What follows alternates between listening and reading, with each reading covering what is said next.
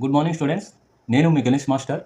ఇవి సింప్లిఫికేషన్లో ప్రీవియస్ ఇయర్లో ఇవ్వబడినటువంటి క్వశ్చన్స్ ఇవన్నీ కూడా. ఇది ఎన్టీపీసీకి ఇవ్వబడినటువంటి క్వశ్చన్. ఇదే మోడల్ క్వశ్చన్స్ అనేవి అన్ని కాంపిటేటివ్ ఎగ్జామ్స్కి కూడా ఇవ్వడం జరుగుతుంది. కాబట్టి ఈ మోడల్ క్వశ్చన్స్ అనేవి చాలా జాగ్రత్తగా చేయాలి. ఇవన్నీ కూడా ఫార్ములా బేస్డ్ క్వశ్చన్స్ ఇవన్నీ కూడాను. ఇక్కడ మనకు చూడండి, ఇక్కడ బ్రాకెట్లో ఉన్నది ముందు చేద్దాం. ఈ రెండు మల్టిప్లై చేసి 6 9 జా ఎంత? 6 9 జా 54. 54కి 2 కలిపితే 54, 56 మైనస్ ఇది. ఓకే, ఇక్కడ వరకు ఓకే చేసాం. నెక్స్ట్ ఇది 8. ఓకే, ఇప్పుడు ఈ బ్రాకెట్లో ఉన్నది ఏం చేయాలి మనము?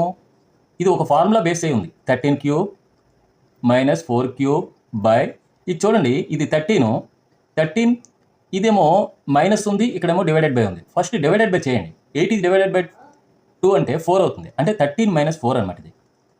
ఇప్పుడు ఇక్కడ a cube minus b cube by a minus b ఉంది. అంటే ఏం చేయాలి మనము? దీన్ని ఫార్ములా రాసుకోవాలి. A minus b into a square plus ab plus b square by a minus B.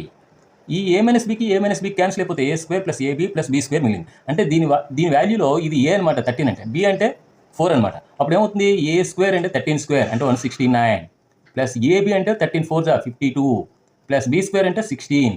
ఇది మనకి ఈ వాల్యూ అనమాట. ఇది డివైడెడ్ బై, ఇదంతా ఒక బ్రాకెట్లో పెట్టి ఇది డివైడెడ్ బై ఏం మిగిలింది మనకి?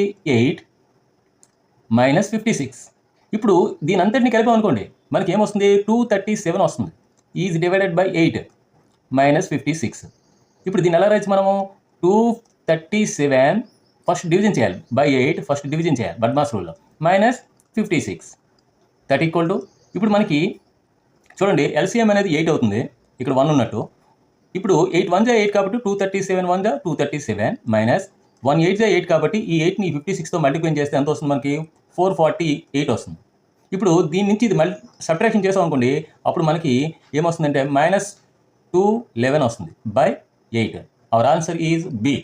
ఈ విధంగా మనం ఫార్ములా బేస్డ్ క్వశ్చన్స్ చాలా జాగ్రత్తగా ఏ ఫార్ములా ఎక్కడ యూజ్ చేయాలనేది మనకి ప్రతి ఒక్కరూ తెలుసుకోవాలంటే నెంబర్ ఆఫ్ టైమ్స్ ప్రాక్టీస్ చేయాలి.